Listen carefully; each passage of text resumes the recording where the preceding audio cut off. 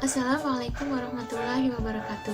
Halo teman-teman semua, welcome back to my channel. Kembali lagi bersama aku Nur Arfia Gina Rohimah, mahasiswa Pendidikan Guru Madrasah Ibtidaiyah, Fakultas Ilmu Tarbiyah dan Keguruan UIN Syarif Hidayatullah Jakarta. Pada kali ini aku akan membahas tentang perjuangan bangsa Indonesia menuju kemerdekaan.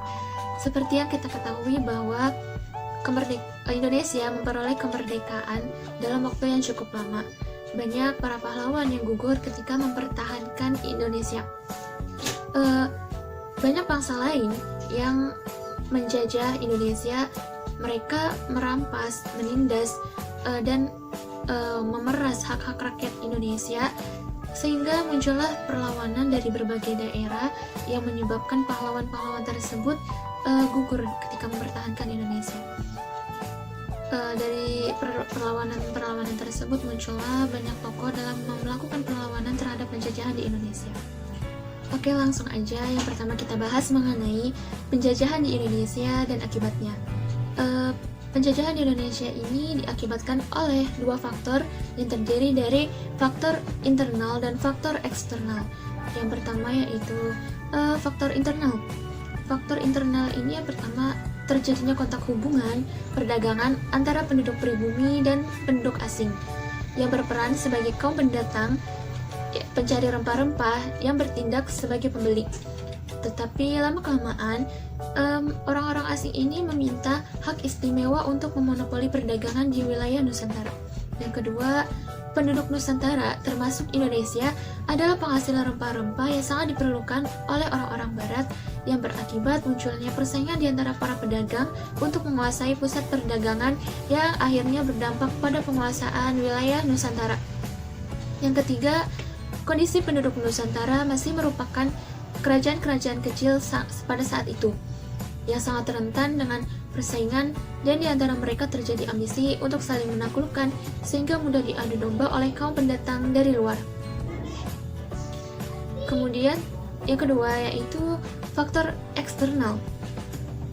Faktor eksternal yang pertama yaitu berkembangnya kepercayaan yang dilahirkan dari ajaran Kopernikus bahwa dunia ini bulat, tidak datar sebagaimana ajaran yang berkembang sebelumnya. Ya, kemudian yang kedua, adanya masa Renaissance di Eropa yang ditandai oleh munculnya kebebasan bagi setiap orang untuk berekspresi. Dampak dari era kebebasan ini menghasilkan sejumlah penemuan baru yang sangat berguna bagi kehidupan umat manusia.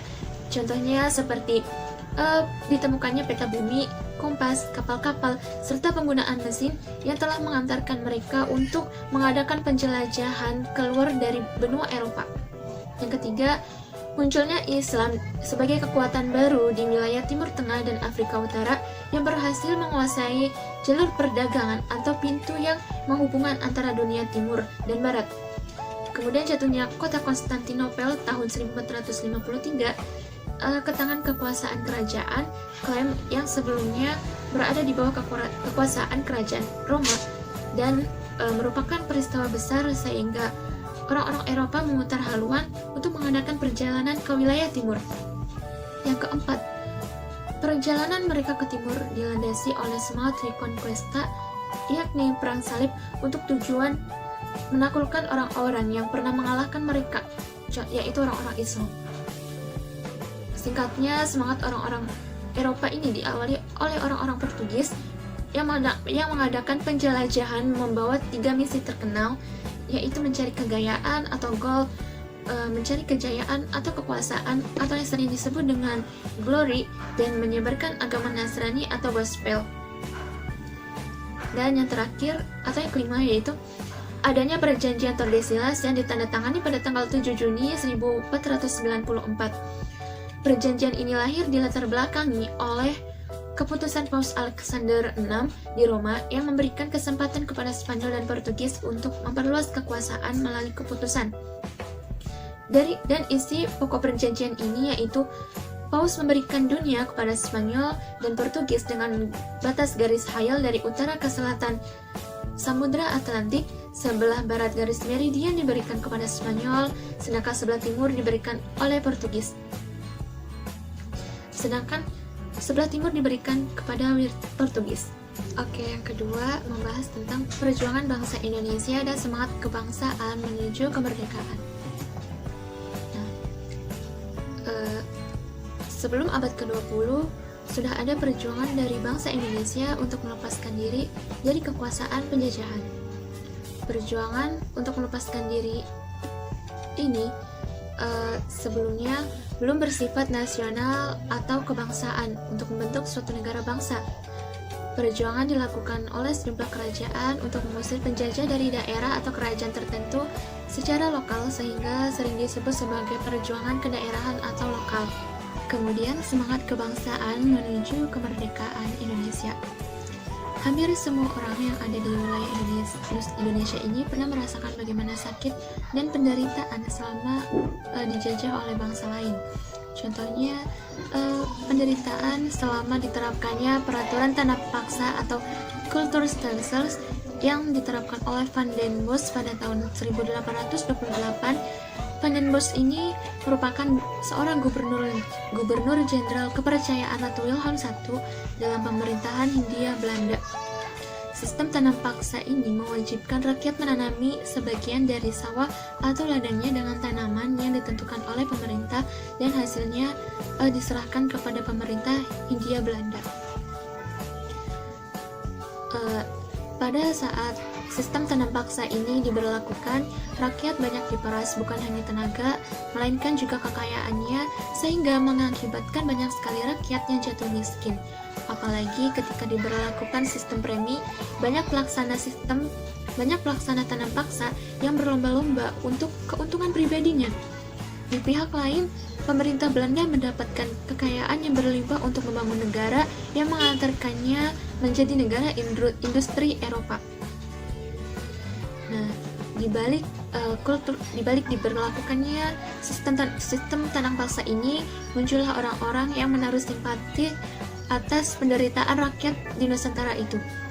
Contohnya seperti Baron van Hove yang merupakan seorang pendeta yang bekerja bertahun-tahun di wilayah Nusantara sehingga ia mengetahui kondisi rakyat di tanah air saat itu.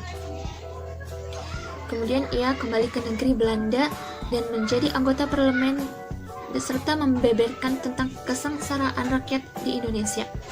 Yang kedua ada Edward Dousdekker atau yang sering disebut dengan Multatuli, yang merupakan penulis buku yang berjudul Max Havelaar yang ditulis pada tahun 1860 dan di dalamnya menggambarkan bagaimana penderitaan rakyat Banten akibat penjajahan Belanda. Yang ketiga yaitu Deventer, Mr. Van Deventer, yang gigih membela kepentingan rakyat Indonesia dan berpendapat bahwa Belanda mempunyai utang budi kepada rakyat Indonesia. Utang ini harus dibayar oleh Belanda dan ia mengusulkan agar Belanda menerapkan etis politik, yaitu politik balas budi yang terdiri atas 3 program, yaitu edukasi, transmigrasi, dan irigasi.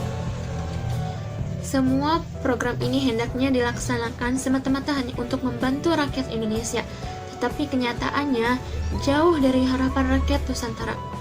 Sampai akhirnya pemerintah Belanda mau menjalankan politik balas budi ini dengan terbuktinya dibangunnya sekolah-sekolah, rumah sakit, dan irigasi. Tetapi kenyataannya bukan untuk kepentingan rakyat Indonesia, melainkan untuk kepentingan Belanda sendiri. Nah, efek samping dari upaya Belanda ini dalam menerapkan politik balas budi bagi bangsa Indonesia tidak dapat diingkari. Dampak ini merupakan pengaruh positif bagi bangsa Indonesia.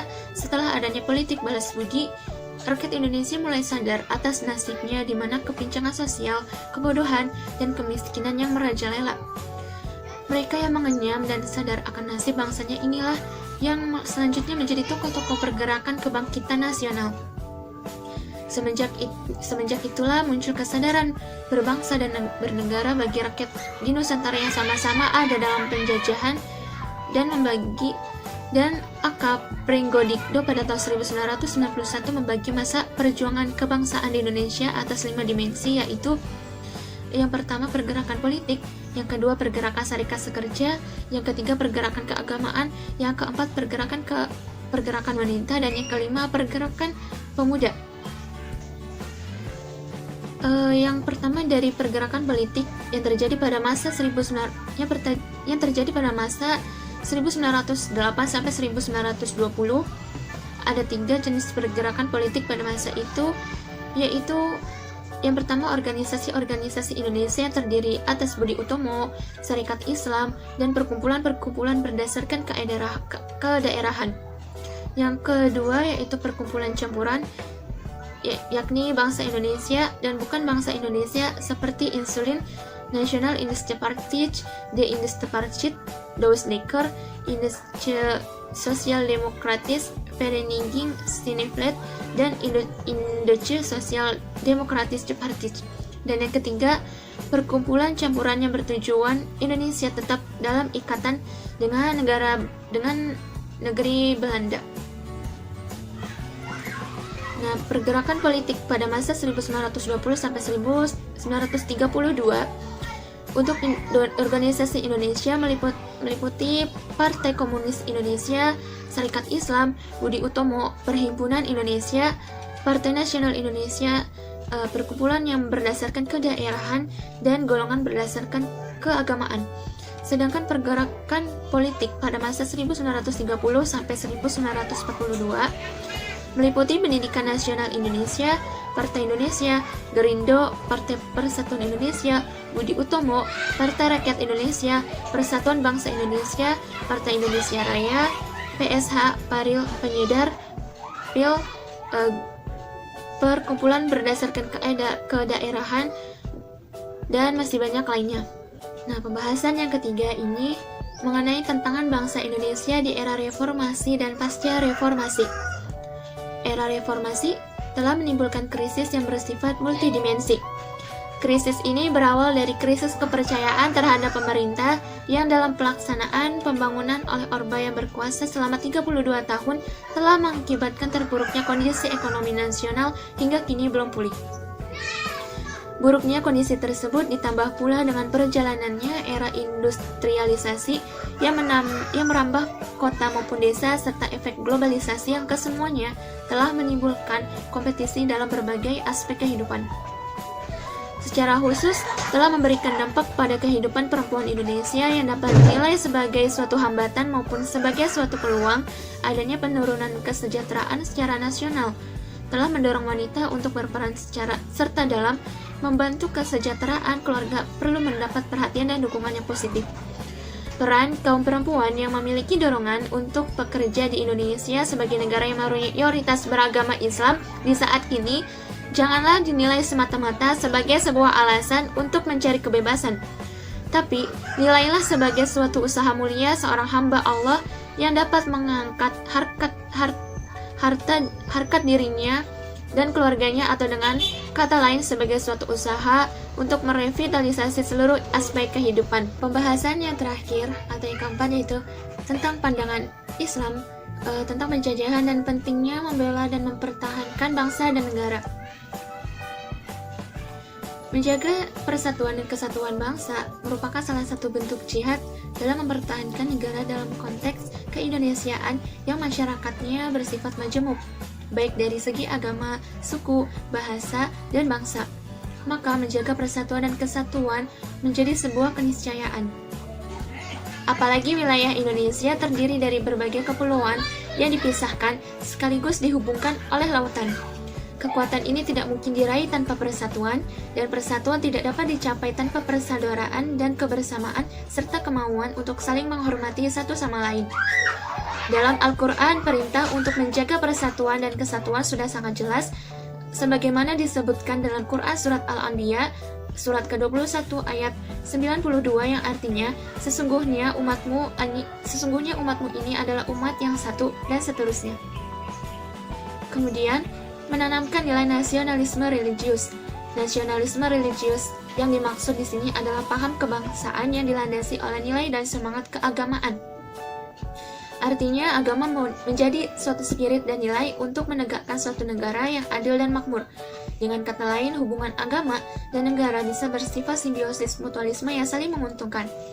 Namun demikian, jangan sampai terjadi politisasi agama untuk kepentingan pragmatis bagi para elit negara. Jangan sampai jihad bela negara di sini ditunggangi oleh elit tertentu untuk kepentingan melanggengkan kekuasaan semata. Kemudian, membudayakan syura atau musyawarah. Musyawarah dapat berarti mengatakan atau mengajukan suatu pendapat. Kemudian yang selanjutnya, memperjuangkan keadilan atau al-adalah. Keadilan atau al-adalah menjadi suatu keniscayaan sebab pemerintahan dibentuk antara lain agar tercipta suasana masyarakat yang adil dan makmur. Selanjutnya, menjaga prinsip kebebasan atau al-hurriyah. Kebebasan merupakan hak setiap manusia yang diberikan oleh Allah Subhanahu wa taala. Tidak ada pencabutan hak atas kebebasan kecuali di bawah dan setelah melalui proses hukum. Kapan sih jihad membela dan mempertahankan negara menjadi wajib? Yang pertama, ketika penguasa atau pemerintah memerintahkan untuk berjihad, maka tidak boleh seorang pun menyelisihinya untuk tetap tinggal kecuali yang memiliki uzur. Yang kedua, ketika musuh sudah mengepung suatu negeri, yakni musuh datang, kemudian masuk ke suatu negeri dan mengepungnya. Ketika itu jihad menjadi fardu ain bagi setiap orang penduduk negeri itu yang mampu untuk membela negaranya, sekalipun para wanita atau orang tua. Karena ini adalah perang pembelaan, bukan perang dalam arti penyerangan untuk perluasan ekspansi.